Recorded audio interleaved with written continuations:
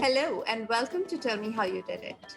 I'm Namrata Zakaria and I'm here to bring to you my handpicked list of some of India's finest brands. Yes, our best homegrown companies that can compete with the world's best and still win the battle hands down. These companies range from food, fashion, and film to home, art, and design. I'm only too happy to talk to the founders who not only chased their rainbows, they also made India proud. Make sure you tune in at htsmartcast.com week after week to shake the hands that built our best businesses. Listen to them tell me how they did it. My guest today is someone you would have barely heard of unless you followed the pink papers diligently.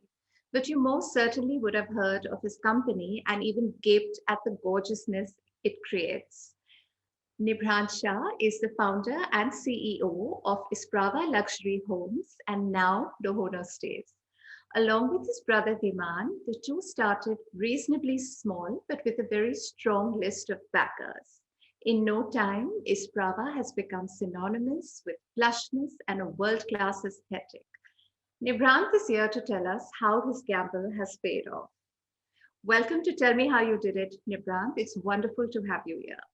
Thank you for having me, Namrata. I'm really excited. So, what made the two of you, Dhiman and you? Of course, you were an investment banker in New York. What made you move back and take this big risk of starting something so major? I mean, real estate is a very capital strong business in any case, but luxury real estate even more so. Namrata, it's not like we had a big plan or a big strategy. I was an investment banker, I was in New York, I was in London. And the way it started actually was just going on a holiday to Goa, wanting a home there, not liking any home there. It was a cookie cutter builder fare. And that's when we decided, look, we should maybe build our own home. Halfway through, realized that, what we're building is quite amazing, decided to sell it. And here we are, many hundreds of homes later. I don't yet own a home, but at least we've kind of sold enough, and we've created a fairly strong brand that's very, very customer centric. Yeah, I don't know what I feel about going to Goa to look for a business plan. That's the only way to do it. So now we have meetings on the beach, and you can once in a while you can see some dolphins swimming by while you drink your coffee and you're negotiating hard deals. So it's always nicer than being in a large city. That's what entrepreneurship really is, right? Everything's a business. That's the only way. Were you entirely self-funded from get-go? I know that your early investors were Anand Piramal, the promoter of the Piramal Group, and now the Godrej of Godrej Industries. That's well known that they set you up with about 10, 12 crores initially, right? Right. But were they there right from the start, or did they come on a little later? So we were, to start with, self-funded. We had to have a proof of concept, which was one home. And we built that home, and it turned out to be beautiful, and we sold it for a little more than we expected to sell it for. And that's when we thought, look, let's make this a business. And the reason we made it a business, Namrata, was because two or three things, right? Number one, we always believed and continue to believe that real estate is a disruptable sector. It's a sector where you don't have to do much, and you can still wow a customer, right? You just have to deliver a home on time or before time, or you have to deliver what you promise. And then when we looked at the holiday home, or let's call it the non-urban market, there was a strong belief that the way people were buying and the way people were living were going to change over a 20-year period, and the 20-year period for us at that time was 2035. And we worked towards building ecosystems in these non-urban locations, because we thought that people would not want to breathe Delhi air or be stuck in Bangalore traffic, or pay Mumbai prices, and would want to move out of large cities. And we've seen that happen. COVID has accelerated that phenomenon to a large extent. Yeah. And we're strong believers that the world's going to change, and suburbanization and non-urbanization is definitely a key theme. And non-gentrification, of course, it's completely fueled the real estate market in cities, and the opposite of it has happened with holiday homes, right? Absolutely. And the way we look at it, Namrata, and a little anecdotal evidence. Mm, We've had a buyer buy a 20 crore home from us. mm. This buyer is 25 years old. Um, he 25 years he's, old, 20 crores. he's 25 years old. His partner is older, is about 35. They're both professionals. They live in Mumbai. They rent in Mumbai in the fanciest apartments. But they said we never want to buy a flat in Mumbai because it does not make sense. And if it makes so much more sense to be in a place like Goa where you can get the land, you can get your own vegetable patch, your own gardens, your own fruit trees, and get a lifestyle that you would not get in a large city. So we're seeing a whole load of customers who are moving towards, at some point at least living the dream of not living in the city, if not permanently, but at least semi-permanently. Yeah. When you said disruptable, what do you mean? So when I said disruptable, when you look at any sector and you look at disruption and how do you really change a sector and turn it on its head, usually it's about technology, right? And many times it might be technology or complex technology.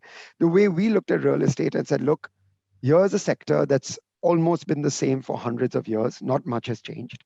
Uh, what do we need to do to win, and what do we need to do to be the best brand possible, right? And when we kind of tick those boxes, we said, look, number one, let's deliver on time. That's all we have to do. Builders didn't deliver on time. They never thought it a key KPI to deliver a home or a product or a project on time to a buyer. Yeah. um, and for various reasons, right? And so we said, look, our promise is we will deliver our homes on time. I'm happy to say we deliver, our average now is 68 days before time, and that's post-COVID. Pre-COVID, it was about 84 days before time.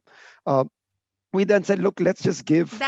I mean, I want to say that's unusual, but it sounds impossible actually. Yes, exactly. And that's where we spent a lot of time. We spent, we built our technology around project management. We built our technology around construction management.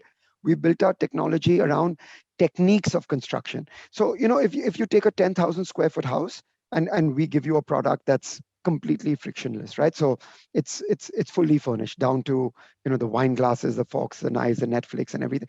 We built a 10,000 square foot house in 11 months, right? And that 11 is going to drop to 9 in the next 1 year. That's quite unbelievable, right? Doing up a flat in Mumbai or Delhi or Bangalore takes a lot more time, right? So we've gotten that down fairly correctly. We then said, how else can we disrupt the sector, right? It's about giving the buyer everything that you promise them, right? So it's not about the glossy brochures and the 3Ds. It's about actually giving them that and giving them a little more, right? And then lastly, we said, okay, what else do we need to do? And we said, let's make this company a lifestyle business. Let's not make this just a real estate business where we give beautiful products. So we spend a lot of time, a lot of money, and a lot of effort after delivering the home to a buyer, right? So we have management teams, we have concierge services. So if you buy a home from us and you're flying into Goa, you have a homeowner app, and you can click on whether a BMW picks you up or an Innova. There's a concierge to book restaurants for you, or masseuses, or yachts, whatever you like. So what we've gone and we managed to create is this entire ecosystem that goes beyond just real estate or the actual product. Yeah. May I ask you, how do you maintain the timeline when you say you use technology in a more modern way to Yeah. make deliveries? Can you give me an example? Sure. So I think it's two or three things, right? Number one, you have to have a very, very, very strong supply chain. So we have a very strong hub and spoke model around warehousing and logistics. So Okay. that's number one. Number two is how we project manage and how we detail drawings. I think that's also a very, very important point. And that's something, again, that we spent a lot of time building our in-house software. So there's absolutely zero friction, and there's zero wastage at every step of the way. And that's kind of how we think about the entire product and the service. So I read that you're going in for another round of funding. You want to raise 150 crores and dilute maybe 15-20% of your company. Yes, we are already in talks with Oh, people. excellent. Uh, Great. so so in some cases, in fairly advanced talks. I think uh, the beauty of our business is It's a it's in a very unique space. We are a pan-India player. We are in Goa. We are in Alibag, which is outside Yeah. Maharashtra. We're Yeah. down south in the Outside Nilgiris. Bombay. uh, sorry, Alibag outside Bombay. Namrata, you're on the ball. We're down I'm a south. Bombay girl. Yeah, I know. Sorry, I meant outside Bombay. Yeah. We are down south in the Nilgiris, Yeah. in Kunur, Kunur. Uti, etc. Late December, early January, we'll be up north in Kasoli, in Himachal Pradesh. So that's our Wonderful. development business, and then we have Lohono, which is our Yeah. hospitality business, and there we're in Thailand, we're in Bali. Uh, we're in almost 7 to 8 locations in India. That's going to grow to about 15 in the next year. And we're adding London, and we're adding the Middle East. So, Oh, so fantastic. we're going Yeah. to be, at least on the hospitality side, a global player, and on the real estate development side, at least a pan-India player. So in India, your homes have been lapped up by the one percenters, celebrities, sports stars, movie stars. What do you think makes Isprava this tremendous success? So I think it's 2 or 3 things. I always tell people anyone can build a beautiful home because beauty is subjective, right? Uh, what's important, however, when someone's spending 5, 10, 15, 20, or 30 crores with you is, do they trust you? And trust means, are you going to build the best possible product, and even better than what you promised? Are you going to deliver that product in time? Do you have their back, whether times are good or whether times are bad? Uh, and then what we managed to do around the brand is create that ecosystem. So, now it's no longer about buying a home. Of course, that's important. But it's also about creating value around it, right? So you're Yeah. buying the home. Are you making money on it by renting it out, right? So is it a cost center or is it a profit center? Is the home taking a lot of your time? Because a home that's not your primary home can be quite time consuming. And the one percenters, for them, it's money is important, but it's less important than time. And are we managing that? Are our engineering teams managing the home? Are our gardening teams the best in the business? Are our chefs the best in the business? And we've managed to create that ecosystem that goes beyond just the home. And that's why they've, Namrata, right? Like the 1% just work on word of mouth. And if we manage to make one happy, then you get two. And when you make 100 happy, then you get 200 or 300 or 400. And that's how we built the business. What do the super rich look for when they're buying a home? Are they easygoing? Are they cranky customers? It completely depends. I think it completely depends. It's 2 or 3 things, right? I think number one, people want to have their say. They're used to the best things in life. This is not their second home. It's not their third home. In some cases, in one case, it's his 260th home. And I don't believe you. I there's a don't catch. believe you. There's a catch to that. That's because during the subprime mortgage crisis, he went and bought 200 homes in the Seattle and the broader Seattle area around Microsoft and Starbucks and Amazon at the time. So I always joke that was his 260th home, but that's the case, right? He went and literally just bought homes that were foreclosing and bought over 200 of them. But coming back to the point, right, Namrata, it's about uh, people want to have a say. People want their home to be completely unique, but ultimately people don't want to think too much. Ultimately, they've come to us because they like Isprava, right? They like the look, they like the feel, they love the aesthetics. So they're saying, look, you're the expert. We want our touches. We want that little uniqueness. Maybe the art on the wall will be ours because that's my collection. But everything else we leave to you because you're the expert. And I'm sure you've seen that with fashion designers as well, right? Ultimately, you go to a Sabyasachi because he's the best in the business, right? Okay, you might say, look, can you change a little, border here or a little color there? But that's about it. And You don't know you allow that. Sabyasachi. You Yeah, don't I know maybe I don't. Sabyasachi. Maybe I don't. He'll Don't well enough. probably show you the door. Right. No, you're right. But we give that 5% flexibility for Yeah, that of course. uniqueness. Yeah. Yeah. I want to take you back to Lohono Stays because we briefly Sure. touched upon it. It is, of course, a luxury rental service. Um, Tell us all you want to tell us about it. Sure. So, Namrata, we spotted a gap in the market. Uh, if you look at the ecosystem for a customer, there are two broader, bigger types of players. On one side, you have your big box chains, right? Your typically global hotel chains, and they've always been successful because they take away any insecurity, right? They're highly standardized. Rooms are the same, the food is the same, the welcome is the same, the bed sheets are the same, etc., etc. And the And brand name sells itself. and the brand name sells itself, and you know whether you're going to a branded hotel in the same chain, whether you're in London, Timbuktu, Calcutta, Kashmir, or Kanyakumari, Yeah. you know what you're getting. So all the Yeah. insecurity is taken away. The issue with hotels, however, is they're too sterile for some. In some cases, and especially with Indians, Indians like traveling in a group, and suddenly you go to a hotel and you're all in your individual rooms, and if you want to get together, you're sharing that common space, be it a swimming pool or a restaurant or a lobby, with hundreds or thousands of other people. That entire privacy aspect goes away, and hotels ultimately are not unique. At least the big box chains are not unique, and you want that uniqueness, and you want that localness, and you want that experientialness. And on the other end of the spectrum, you have your peer-to-peer players, right? And Airbnb being the largest of them, and they work because they're unique, and the experiential, and you can enter a home as a group of friends, and that home becomes your home for the day, right? So you can all hang out in the living room or by the swimming pool all day, and it's only you. The issue with the peer-to-peer players, however, is there's no service, and there's no standardization, and there's no predictability, Exactly. Yeah. right? And going Sometimes you get a pretty photo and a lousy room. and a lousy room, and it's hit or miss. And so what we're doing is we're layering on that predictability with service. So we're taking the beautiful, unique, private homes like a peer-to-peer would have, but we're layering on some level of service. We're layering on experiences. We're layering on F&B. So it's a good mix of both, right? And we sit somewhere in between. So you take on a home and you offer the management of it, for Yep. example. Yep. Okay. So we'll take over the most beautiful homes in the world. And these are literally the most beautiful homes in the world. We then manage them completely. So the homeowner does nothing.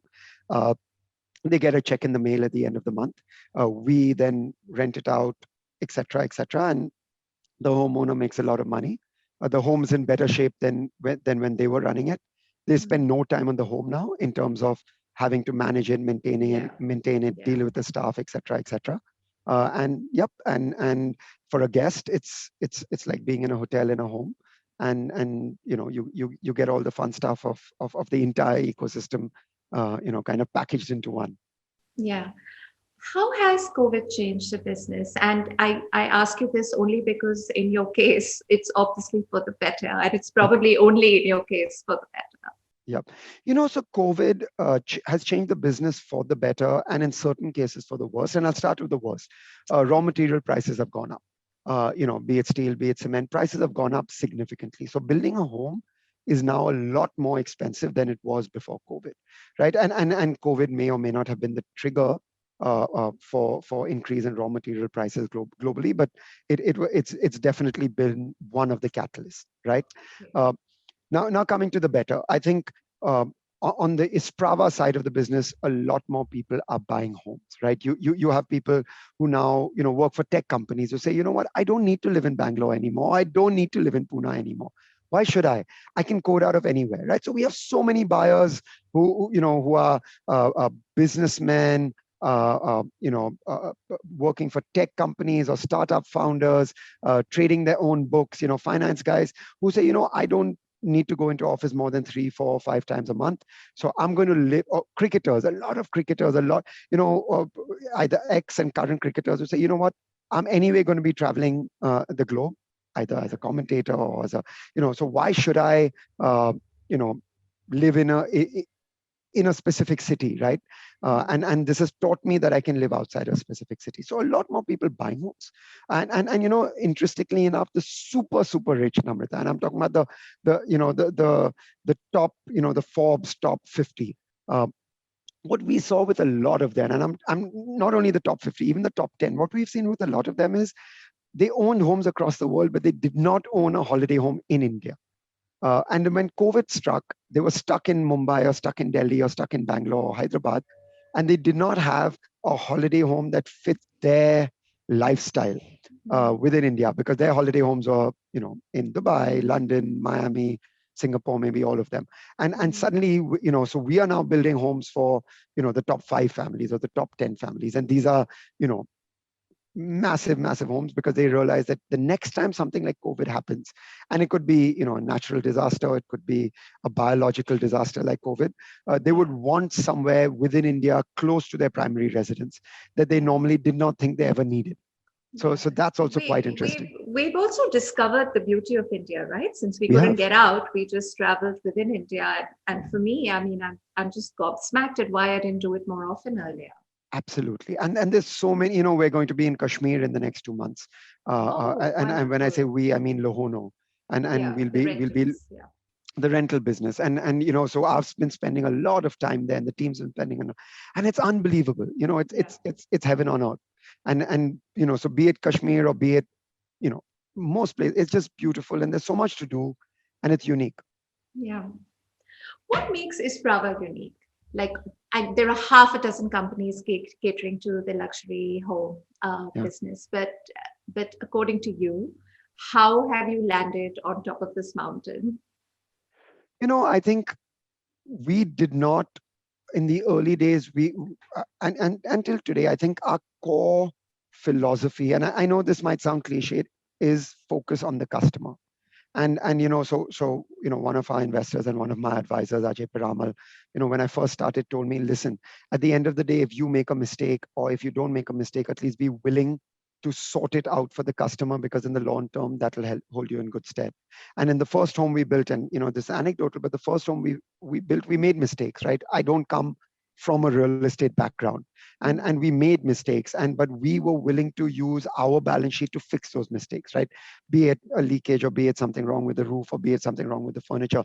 And we continued to do that for 5 and 6 years after that home got sold. And that's Mm, part of our philosophy. And once you do that, people trust you, and mm, people realize that, look, this is a product and this is a service that goes beyond just a transaction, right? This is then a mm. deep relationship with the company. And every step of the way, we're giving you that opportunity to either make money, or have a great experience, and do it in the most headache-free fashion and in the most luxurious possible way, right? Because we But understand Nibhrant, luxury. this is a very costly promise to make. It is. Because selling a home and making maximum profit is pretty much the end of the story where real estate is concerned. But to take on the responsibility so many years later, how does that affect your financials or your bottom line? I think, Namrita, the way we think about it is, that's a brand promise. We, of course, profits are important, revenue is important, and that's obviously always one of our North Stars. But, Mm. uh, you know, our stronger belief, however, is, what we call our repeat cohort, right? And a repeat cohort is great in an e-commerce company where you keep getting customers back over and over again. We track repeat cohorts in Isprava. So we track how many homes a buyer buys with us over a period of time. And that's important. Does someone buy with us in Goa? Does the same person buy a second home in Goa? Does he or she then buy another home in Alibag, Kunur, Kasoli, and so on and so forth? So ultimately, the numbers add up. In the short term, there is always pain, or there was pain. But in the medium to long term, we've seen that it's actually worked to our benefit financially as well. That's unusual and Yeah. wonderful. I want you to tell us a little bit more about your international plans. Sure. So in Lohono, like I said, we're currently in 3 locations. We're in Bali, we're in Phuket, we're in Koh Samui. Uh, we have plans to enter the Middle East, and by that I mean mainly Dubai and Abu Dhabi, which we will be doing in Q4 of this financial year. We are also looking at London and Portugal fairly strongly, uh, and, Portugal. and Portugal as well. We've done a lot of research around it, and we've realized that there's a massive opportunity there as well. So those are the 2 countries that we will be in the next calendar year. This is for Lohono, but This is Isprava? for Lohon. Isprava, we're not looking to grow internationally. I think there's a lot of depth, Namrita, in India, uh, and this is the problem, or even the advantage of real estate is, it's very hyper local. To succeed, you need to go into the weeds, and you have to learn the ecosystem inside out. And doing that in a foreign country is a lot more difficult. So at least in the short term, we're looking at being in India. We've studied Sri Lanka. Yeah. We will be there, Yeah. but not for the next year. It'll be after that. Okay, fantastic. Nibhrant, a lot of the young companies I'm speaking to for this podcast are especially very conscious of the work that they do benefit or impact people, and I mean that by livelihoods, and are environmentally conscious, so the planet as well. Um, how responsible is Prava, is Lohono, where these two very important parameters, people and the planet, are concerned? Sure. And a really good point, Namrata. So, from day one, we have, uh, or we have and continue to add to this rule book in terms of what we do and how we do it. And I'll give you a few examples, right? Ultimately, real estate development by nature is not necessarily the most environmentally friendly sector, right? There are a lot of things you can do, and those are the things that we try and do. And I'll give you a few examples. Number one, we've never cut a tree in our life, right? So if there's a tree in a plot, we either design around it, and if it's not possible to design around it, we transplant them, right? So we spend a lot of time and a lot of money and a lot of effort transplanting trees. On all our projects, there's some sort of either rainwater harvesting or collection, depending on the locations, and the nuances to that. But that's on every project or in every home we ever built. The techniques we use for construction, and again, these are things worth thinking about. But for example, in Goa, we use local techniques. So those are load-bearing walls. The reason for doing that is because then the material you're sourcing is local. And when you source local materials, number one, it of course works a lot better. Number two is you're not spending all that money, carting bricks and steel and all the other stuff from across the country, right? Because you're using It's the local. also carbon friendly. It's completely carbon friendly. And And yeah, and you're sorry, go ahead. fueling the local economy as well. You're fueling, and you're also supporting older techniques like this load Yeah. bearing technique, of building homes is has been around for hundreds of thousands of years, but has fallen out of fashion, right?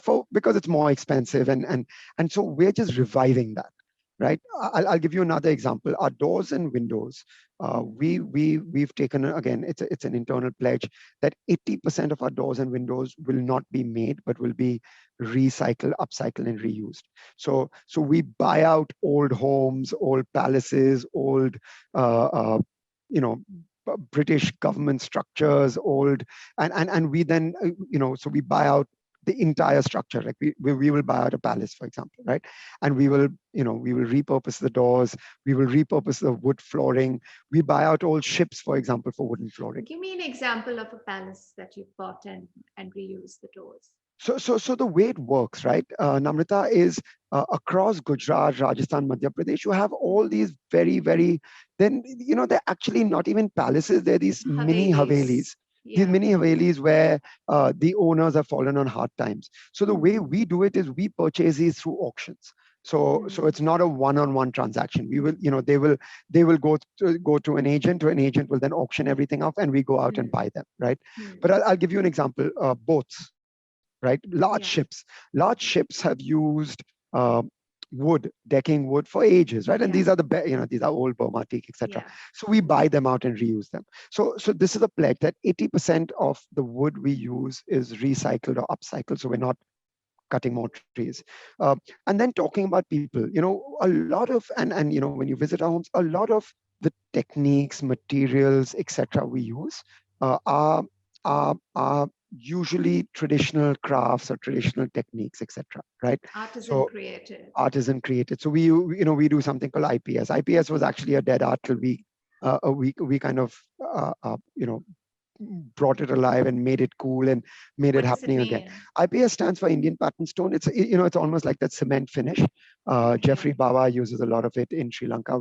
So or used to use a lot of it in Sri Lanka. So, it's something that, families in India used for ages, and it just died because it wasn't, cool anymore, modern anymore. So we use a lot of that, and we've kind of worked with those families and retrained them, and now made them, they've evolved from being individuals and couples to families to now actual corporations and enterprises that are now doing IPS, right, and earning crores and crores a year. So we do a lot of this. Both on the environmental side and on the people side. Hmm. Nibhrant, you're also a sports lover. You Yeah, play judo, you're a yeah, horse racing enthusiast. Does your passion for sports or competition fuel your professional drive? absolutely. I always, when I look at other entrepreneurs around me, I always see that most of them have excelled at some extracurricular, during their formative years, right? And that extracurricular activity could be a sport, or it could be something else, right? It could be a musical instrument. And I feel, sport gave me, I did judo for the country, right, for India, and I think it gave me, Really? yes, and what it did was it gave me. It taught me discipline. It taught me great. It taught me, look, you're more likely to lose than win, and if you lose, it doesn't matter. You can win the next match. And I think those are all very, very, very important characteristics, because 9 out of 10 times things don't go your way, and you need to have the grit to deal with that. Grant, it's been wonderful chatting. I can't wait to meet you offline and get an unrecorded version of your Forbes top 50 customers so soon. Absolutely. And Namrata, this has been fun. I'm such a big fan of the podcast, and thank you so much for having me. I'm really, That's really, wonderful really. to hear. Very All kind right. and good luck with everything. Thank you. You too. If you enjoyed the show or not, write to me on Instagram, Twitter, or Clubhouse at Namrata Zakaria. For updates on Tell Me How You Did It, follow us at HT Smartcast. We're on Facebook, Instagram, Twitter, and Clubhouse. To listen to more podcasts, log on to htsmartcast.com or suno naye nazariye se.